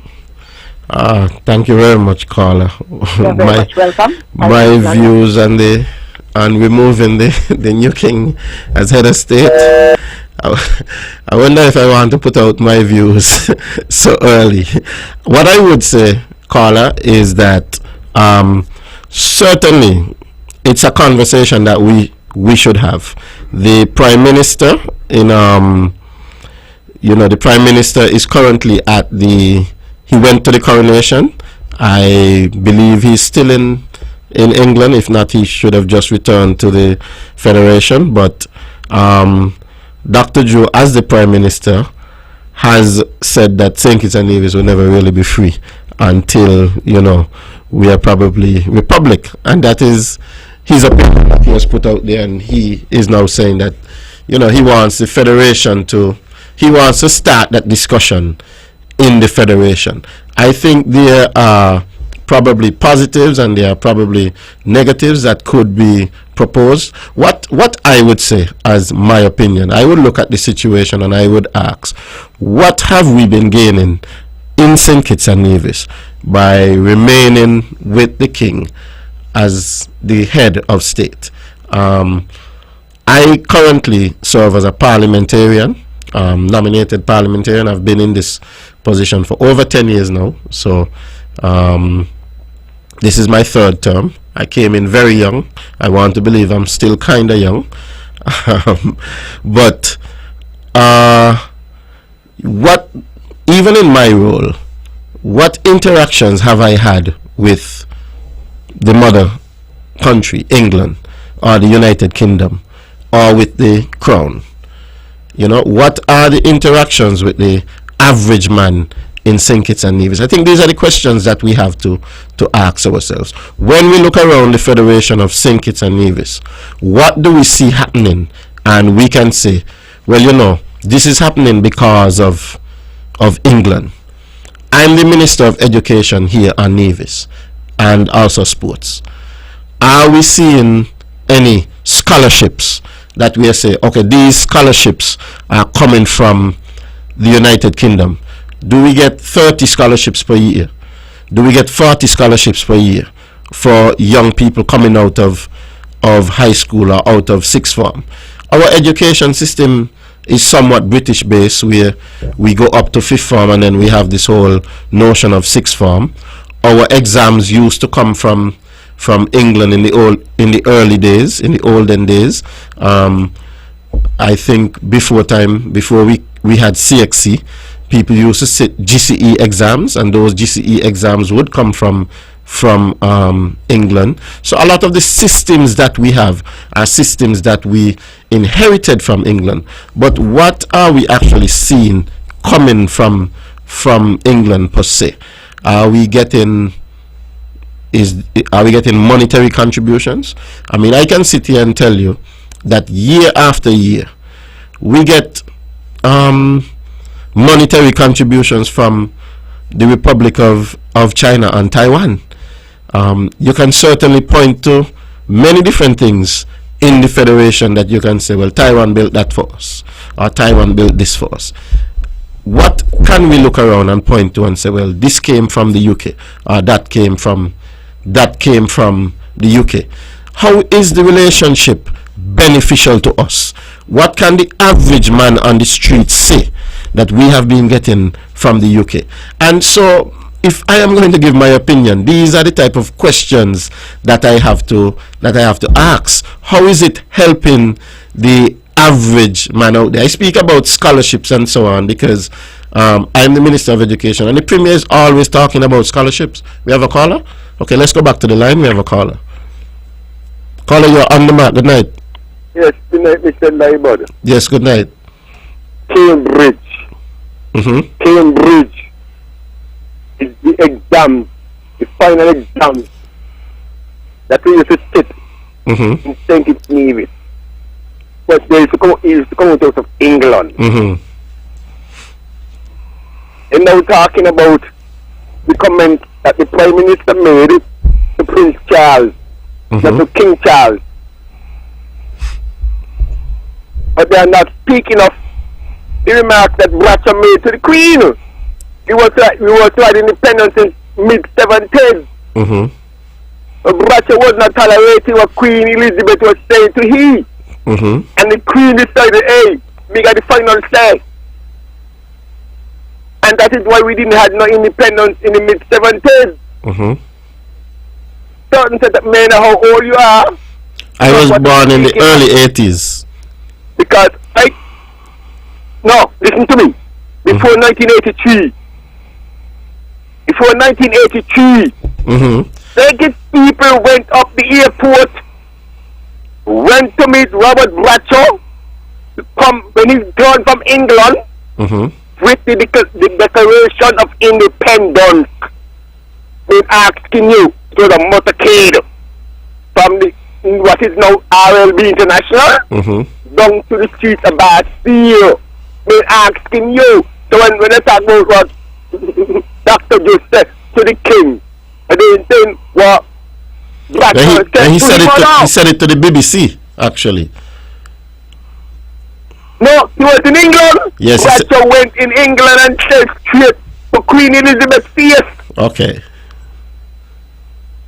And that is what who held back independence But St. Kitts Nevis, back in your cards and you'll find out. Me asking you, I do not know how old you are, but I know that I was telling you that I was born in the 80s. So what's your opinion on should we? I thought it was the 70s before your time. No, I was born in the 80s. Yeah, so that happened before my time. Yeah. Seriously? Yeah. So what is your opinion now on it? Exactly. I tell you what Joe said.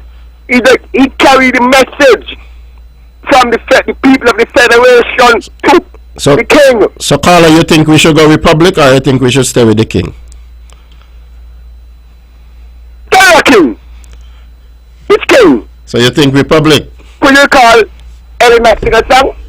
England want us to lie down, start time back, but they want to hold up the Union Jack. But we have passport now to England, and you have to get a visit to go to England. Tell me the king. Okay, Carla.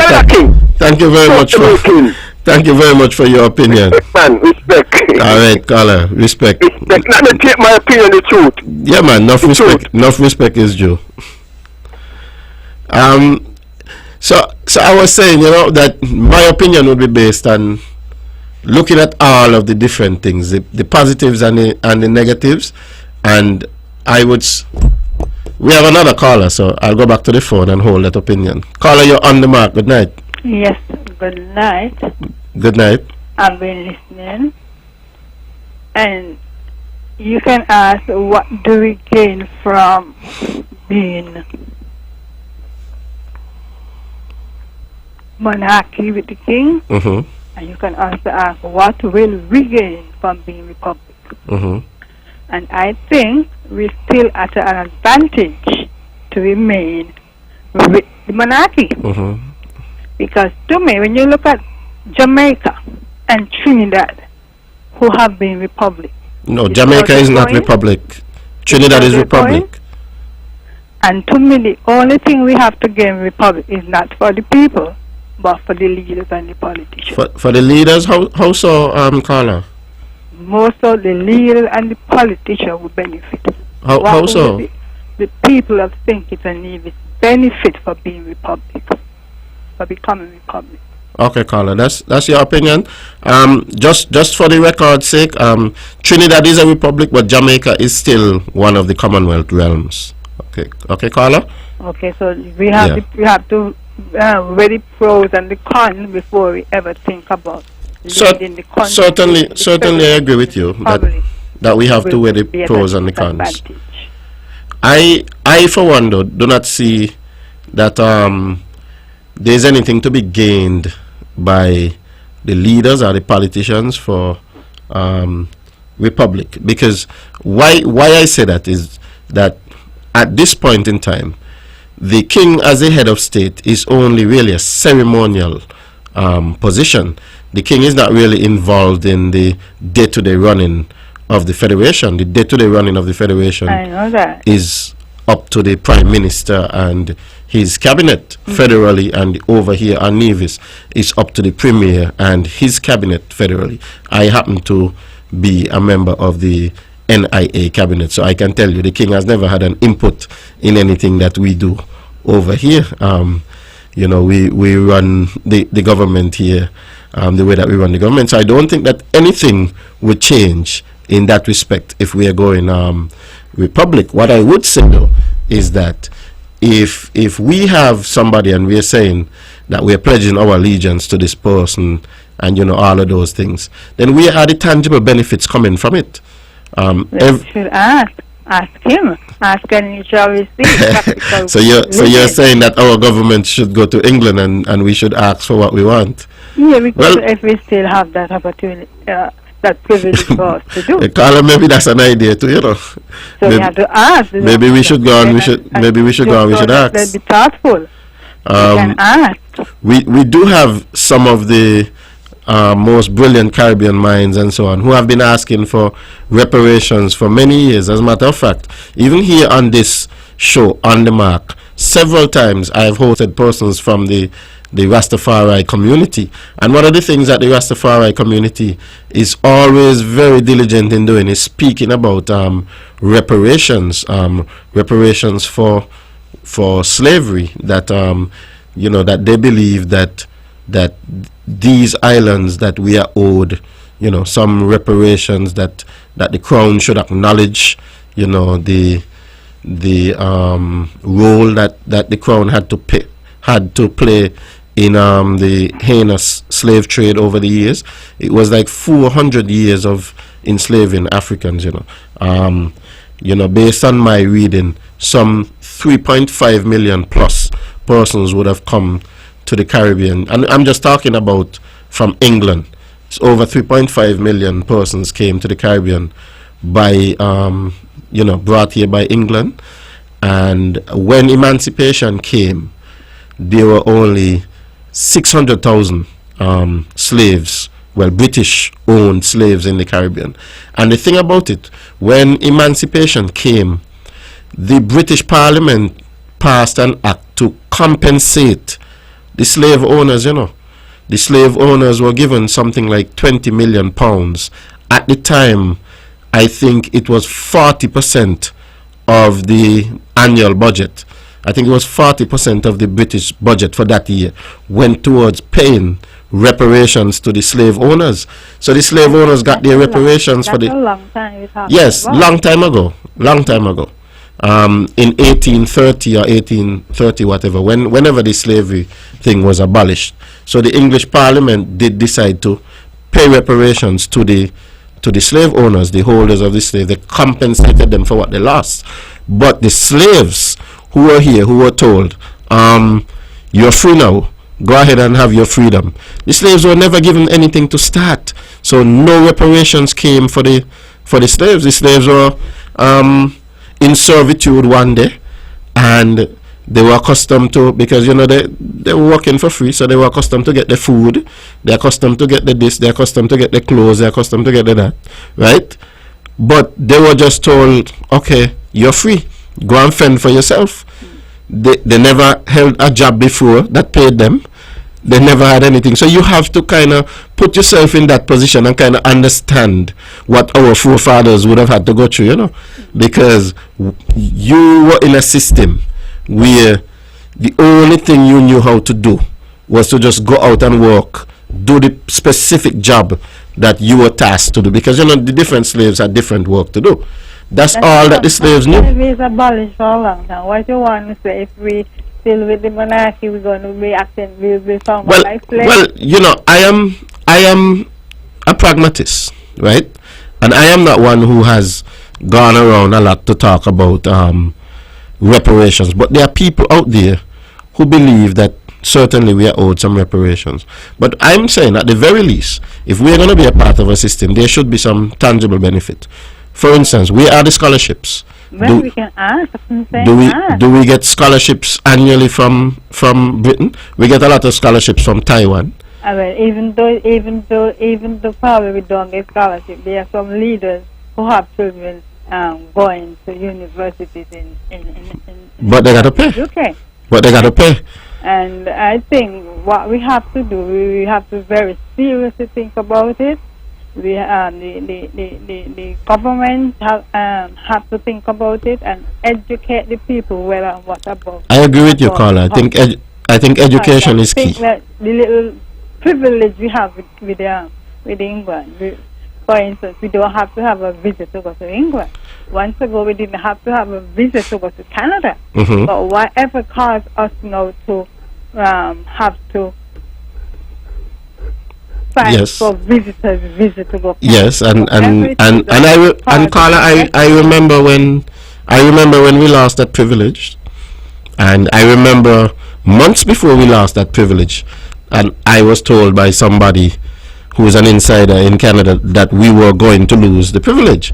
And at that time I used to be doing this show very regularly, and I came on this show and I spoke about it. And right on this show, we had a lot of conversations about, you know, those privileges and so on. And the Honorable Mark Brantley also would have gone in length and breadth of the Federation, and we spoke about those things. But, you know, I mean... Educate the people well. What do we have? What do we as an region have? Think probably can go to the public, but what do we have in Navy that can help us to be republic? We still somewhat behind. behind of time, because only one hotel keeping up Navy. Everybody is benefited from Four Seasons, believe it or not. Four Seasons is the one that brought Navy somewhat out of poverty.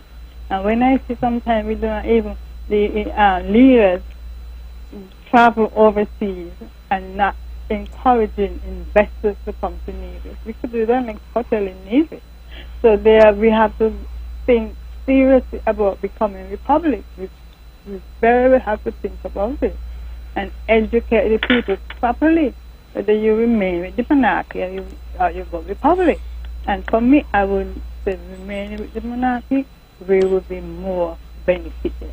Okay, Carla, I want to thank you very much for your opinion. We're coming on 10 minutes to the 10 o'clock hour though, so I would have to allow some other callers to come in. I really value your opinion. You've given us some food for thought. And you know, that is what democracy is all about, that we can respect each other's views. We can have different views. I mean, I've just gotten an opinion where somebody says, yes, you know, I like the monarchy, and we have to think about what we're doing, and we have to educate our people. And you know, getting different views is important, and I think that it's good that we can have this type of dialogue. It's good that we can start this type of dialogue so that we get all of these opinions out there. And at the end of the day, you know, like a good democracy, then the opinion of the majority would probably hold out. I guess we'll see what the Constitution says exactly on it, and we'll see what the process is required. We have another caller? Okay, then have a good night. Okay, you too. Let's go back to the lines. We have another caller. Caller, you're on the mark. Good night. Good night, Minister Liburd. How are you doing, sir? Good night, my brother. How are you? I am cool. I see you having a very healthy discussion as to whether or not the Federation should become a republic or not. Yes, you know how it goes. Anyway, I am not calling in about that. I just wanted to remind members of the general public about two activities that the Empire Sports Club will be having coming up very soon. I would have mentioned them on the mark last week, but for those who may not have been listening, and for those who may need a reminder, I know you just have a couple of minutes left on the show, but I just wanted to remind folks that on this coming Sunday, which is the 14th of May, Mother's Day, we are having a cricket special at the VOJ grounds. It is called the Mother's Day Cricket Special, and we are having two games. We have organized two games. The first game starts at 11 a.m. and in that game will feature the Young Guns versus Masters. And then in game 2, which will be from 2 p.m., Empire, which is our team, will play against Highlights. And as I said, it's happening at the VOJN grounds, and we are trying to raise some funds, and that's why we are hosting this activity. Our cricket team has been quite successful for the past year, won quite a few tournaments, and we want to encourage our younger players in particular. And so we have organized a tour to St. Martin from June the 30th to the 3rd of July, I think. And so we are trying to raise funds, of course, to cover the cost of the transportation, the accommodation, and so on. And so we're asking persons to come out on Mother's Day. If you don't have anything much to do, you can even bring your mother over to enjoy some good cricket. We'll have lots to eat and drink, and you'll come and support us.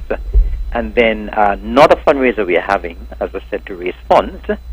And even if you do not attend these fundraisers and you're desirous of making a donation towards our tour to St. Martin, you can feel free to call me or call any other member of the club to support. And the second fundraiser we are having, that is on Saturday the 20th of May. It's a 35 and over dance, and it's dubbed Mood for the Mature. And it's happening at Lynn's Deli, there right in the heart of Charlestown, on Saturday the 20th from 9 p.m. until 3 a.m. Music will be provided by DJ Wolf, DJ Woodis, and the Garlic and the Upper Level. And of course, those persons who would have attended 35 and over dances before, organized by the Empire Sports Club, know that we have a reputation. As a matter of fact, our club is the club that would have started this 35 and over dance thing. Yes, I remember that very well. Yes. And so persons normally look forward to us hosting events of this nature. And so we are asking persons to come out and support. It's only $25, and we have tickets on sale. I have tickets for those persons who normally purchase tickets from me. I have tickets that we have. You can get tickets from other members of the club. Only $25, and you can also pay at the gate when you come as well. So that's happening on Saturday, the 20th of May. And so there are two events that we are asking members of the general public to support. The Empire Sports Club, of course, we know that our club has been going for quite some time. It's a very strong club. As a matter of fact, I think we are celebrating 49 years this year. And so we have been going strong. And so we want to continue in that vein, and we are asking persons to support this coming Sunday, Mother's Day special cricket. And then on the 20th, we have our 35 and over dance. And as I said, you can check me or any members of the club for you know, you normally bring my tickets. Of course, I'm going to bring yours. All right. So thank you very much, Troy, for accommodating me. As I said, I know the program is almost at the end, but thank you for accommodating me to give that bit of information this evening. This is a good time to call in, you know. So we've been having quite the discussion on the king. So I realize that. I mean, I would have loved to have gone to that ceremony. Well, at least those of us who were not able to go, but we were able to look at it. The ceremony was quite a historic event. The ceremony was quite nice. When I looked at the crown with all those diamonds and so on, and then the scepter. Yes. The scepter has the largest diamond in the world, the Cullinan diamond. And it's one thing, Minister Liburd, it's one thing you cannot take away from the British. When they're having those kind of events, everything is in such precision, well choreographed, well put together, always on time. I mean, you cannot take it away from the British. Definitely not. These people are experts of time. They start on time. They finish if they tell you they're going to finish in 2 hours, they finish in 2 hours. And I mean, in terms of ceremonial activities, they are just the best. There's no other country in the world that can touch the UK when it comes to these kind of activities. All right, my brother. Thank you. So thank you very much. I think we have just about 2 minutes more. Thank you. So, ladies and gentlemen, you're listening to On the Mark. If we can get one more call, I'll take it. Just about 2 minutes to go. The Honorable Eric Evelyn just called in to advertise his events coming up. I also want to put in a plug for the I think it's the SKN Drag Racing Association. Do I have the right association? I hope I do. But there's going to be a big drag racing meet. That's going to be Whit Weekend. I think Whit Weekend is the last week in May. The Saturday and the Sunday. We're expecting some cars from overseas. As I understand it, the cars are already on the way. And so we're going to have big drag racing in Nevis on Whit Weekend. I think that's the same time as Winfest. So, you know, for those of you who like car racing, we would want you to come out. Those who have not been to car racing yet also, come on out and you know, have a good time. So the guys have been working hard to promote the car racing. You know, certainly, and my last little tone before I go, I'll go back to the crowning of the king, since we were talking about that all the time. And I'll say that certainly I would not have mind going to the event. It was a big event, and there's been a lot of talk about it, but you know, we got our names from the British. My last name is Liburd. That's British. So a lot of our legacy here in St. Kitts and Nevis is British, but the conversation is still, you know, there to be had. It doesn't mean that if we decide to leave you know, the crown and not have the crown as our head of state, that we leave the Commonwealth. We can still be a part of the Commonwealth. We can still hold on to our British legacy. But I think that you know, the crown should take a little responsibility, and if we're going to be a part of the crown, then we really should benefit something from it. I mean, England is one of the powerhouse countries in the world, and if we're going to have that association with England, then there should be some benefits for us. And that's my little opinion on that. I want to thank all of those who listened to our show this week. I want to thank all of those who called in and were part of the show. Of course, if you didn't catch the show tonight, the show will be replayed tomorrow at 1 p.m. That's our show for tonight. I want to thank everybody for tuning in and listening and for calling in. Thank you very much.